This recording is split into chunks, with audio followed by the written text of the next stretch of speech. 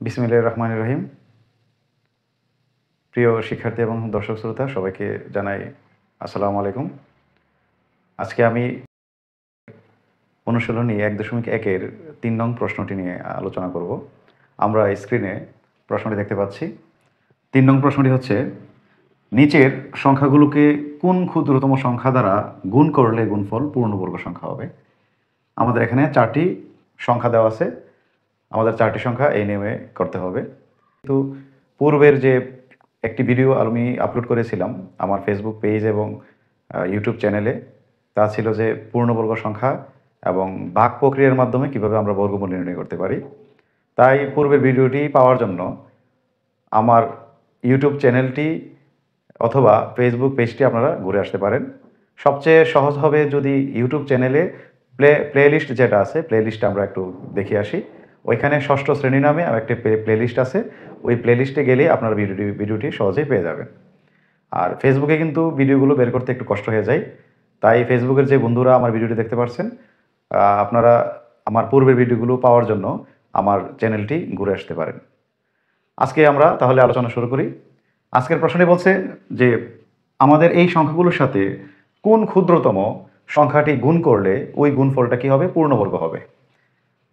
তাহলে এখানে আমরা যে কোনো একটাকে নিয়ে আমি আলোচনা করব। যদি আমরা এই একটা আলোচনা যদি বুঝতে পারি তাহলে ইনশাল্লাহ আমরা বাকি যে 3টা অথবা যতগুলো সংখ্যাই দেখ না কেন আমরা সহজেই সমাধান করতে পারবো। তাহলে আমি সর্বশেষ যেটা আছে, সবচেয়ে বড় যে সংখ্যাটা, আমি এই বড় সংখ্যাটি আজকে আমি সমাধান করব। তাহলে এই বড় সংখ্যাটার নিয়মে বাকি 3টি সংখ্যা অথবা যে কোনো সংখ্যায় আমরা কিন্তু এই নিয়মে কাজ করতে পারবো। এই সংখ্যাগুলো মানে গুণ করলে পূর্ণবর্গ সংখ্যা হবে তা বের করার জন্য আমাদেরকে মৌলিক গুণনীয়কের যে নিয়মটা আছে, বর্গমূল বের করার, ওই নিয়মটাকে আমাদের অনুসরণ করতে হবে। তাহলে মৌলিক গুণনীয়ক কীভাবে করি আমরা? আমরা ঘ নম্বর প্রশ্নটা আনসার করি যে আমাদের দেওয়া আছে 23,805। তো মৌলিক গুণনীয়ক বের করার সিস্টেম হচ্ছে এটা, নাকি? আমরা প্রথমে দেখবো যে সবচেয়ে প্রথম যে মৌলিক সংখ্যা কোনটা? 2। তাহলে 2 দ্বারা দেখবো তাকে ভাগ করা যায় কিনা। যেহেতু তার সর্বশেষে কত আছে? 5, তাহলে 2 দ্বারা ভাগ করা যাবে না বেজোড় সংখ্যা থাকার কারণে। তারপর দেখবো 3 দ্বারা ভাগ করা যায় কিনা। 3 দ্বারা যদি দেখি তাহলে 3 দ্বারা ভাগের নিয়মটা হচ্ছে কি, যে অঙ্কগুলোর যোগফল যদি 3 দ্বারা ভাগ করা যায়, সংখ্যাটা 3 দ্বারা ভাগ করা যাবে। তাহলে 2 3 5, 5 8 কত? 13, 13 এবং 5 কত? 18। তাহলে 18কে 3 দ্বারা ভাগ করা যায়, তাই টোটাল সংখ্যাটাকেও 3 দ্বারা ভাগ করা যাবে। তা আমরা 3 দ্বারা ভাগ করে ফেলি। 3 দ্বারা ভাগ করলে হবে কত?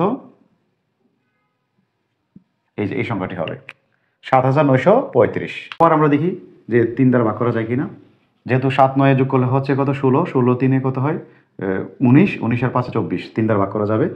তাহলে 3 দুগুণে 6, 3 6 18, 3 4 12, 3 5 15। তাহলে আমাদের সংখ্যাটি হলো কত? 2,645। আবার দেখি 3 দ্বারা ভাগ করা যায় কিনা।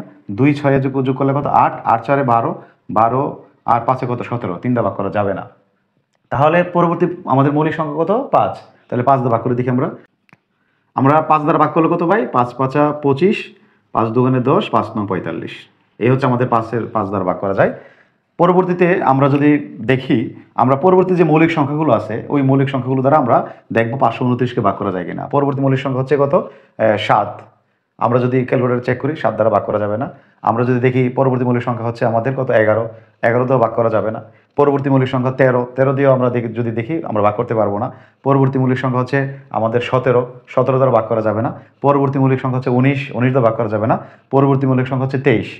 23 দিয়ে ভাগ করা যাবে, ঠিক আছে? তাহলে আমরা কিন্তু ক্যালকুলেটরের সাহায্যে কিন্তু খুব দ্রুত এইভাবে আমরা জানতে পারবো কত সংখ্যা দ্বারা ভাগ করা যায়, এবং অবশ্যই মৌলিক সংখ্যা দ্বারা কিন্তু আমাদের ট্রাই করতে হবে। তাহলে আমরা কত দ্বারা ভাগ করতে পারি? 23 দ্বারা ভাগ করতে পারি।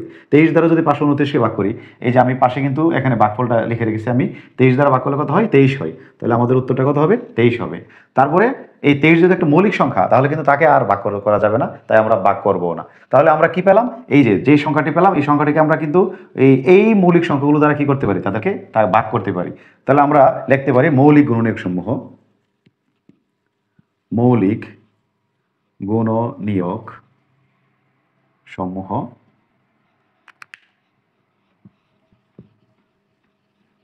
মৌলিক গুণনীয়ক সমূহ হচ্ছে কত কত? 3 গুণ 3 গুণ 5 গুণ 23 গুণ কত? 23। এই পেলাম আমরা। এখন একটু খেয়াল যদি করি আমরা, এখানে বর্গমূল যে আমরা প্রথম যে ভিডিওটাতে আমরা আলোচনা করছিলাম, মৌলিক গুণনীয়ক নিয়মে যদি আমরা বর্গমূল বের করতে চাই তাহলে অবশ্যই সংখ্যাগুলোকে আমরা জোড়ায় জোড়ায় হিসাব করি আমরা। তাহলে এখানে দেখতে পাচ্ছি আমরা 3-এর একটা জোড়া আছে, আমরা 23-এর একটা জোড়া আছে, কে একা আছে, এই যে 5, এই 5 সংখ্যাটি আমাদের কি আছে, একা আছে। তাহলে এখানে যদি আমরা 5-এর আরেকটা 5 থাকতো তাহলে কিন্তু 5কে আমরা জোড়া করতে পারতাম। তাহলে এখানে আমাদের প্রশ্নটা কি বলছিল, কোন ক্ষুদ্রতম সংখ্যা দ্বারা গুণ করলে, তাহলে কিন্তু আমরা এখানে বুঝতে পারতেছি যদি 5 আরেকটা 5 যদি পাইতাম, মানে 5 এখানে যদি আরেকটা 5 গুণ করতাম তাহলে 5-এর একটা জোড়া হইতো, তাহলে অবশ্যই তখন সংখ্যাটা কি হইতো, আমাদের পূর্ণবর্গ সংখ্যা হইতো। বুঝতে পেরেছি আমরা? তাহলে এভাবেই আমরা মৌলিক গুণনীয়ক বের করে যদি দেখি যে কোনো একটি সংখ্যা একা আছে তাহলে ওই সংখ্যার সাথে ওই সংখ্যাটা আবার গুণ করলে কি হয়ে যাব, আমাদের টোটাল সংখ্যাটা কি হয়ে যাবে, পূর্ণবর্গ হয়ে যাবে। তাহলে আমরা কি লিখতে পারি, তো সুতরাং যে 5 দ্বারা গুণ করলে, না এভাবে আমরা লিখতে পারি, সুতরাং প্রদত্ত সংখ্যাটির সাথে 5 গুণ করলে গুণফল পূর্ণবর্গ হবে, গুণফল পূর্ণবর্গ হবে। বুঝতে পেরেছি আমরা? তাহলে এই আমাদের বিষয়টা। তাহলে আমরা কি করব, আমি আবারও যদি একটু বলি, যে কোনো সংখ্যা দিক আমরা কি করব, ওই সংখ্যাটাকে আগে মৌলিক গুণনীয়ক আকারে আমরা তাকে ভেঙে লিখবো, লসাগুর যে বিষয়টা আমরা যেভাবে আমরা এটাকে লসাগু হিসেবে জানি, তারপর আমরা দেখব যে সংখ্যাগুলো পেলাম, আমরা এই সংখ্যাগুলো লিখে তাদেরকে জোড়ায় জোড়ায় আমরা কি করব, লিখবো। লেখার পরে যে সংখ্যাটি একা থাকবে ওই সংখ্যার সাথে ওই সংখ্যাটি গুণ করে দিলেই আমাদের প্রদত্ত যে সংখ্যাটি থাকবে এই সংখ্যাটি কী হবে, পূর্ণবর্গ হবে। এভাবে আমরা একটি কোন সংখ্যাটি গুণ করলে সংখ্যাগুলো পূর্ণবর্গ হবে, এই ধরনের অঙ্কগুলো আমরা সমাধান করতে পারবো। আশা করি আমরা সহজেই অঙ্কটি বুঝতে পেরেছি। যদি সহজে অঙ্কটি বুঝতে পারি তাহলে বাকি যে 3টি প্রশ্ন আছে, 3টি সংখ্যা আছে, আমরা 3টি সংখ্যা আমরা সমাধান করে ফেলি। আজকে এই পর্যন্তই, দেখা হবে পরবর্তী কোনো ভিডিওতে। আল্লাহ হাফেজ।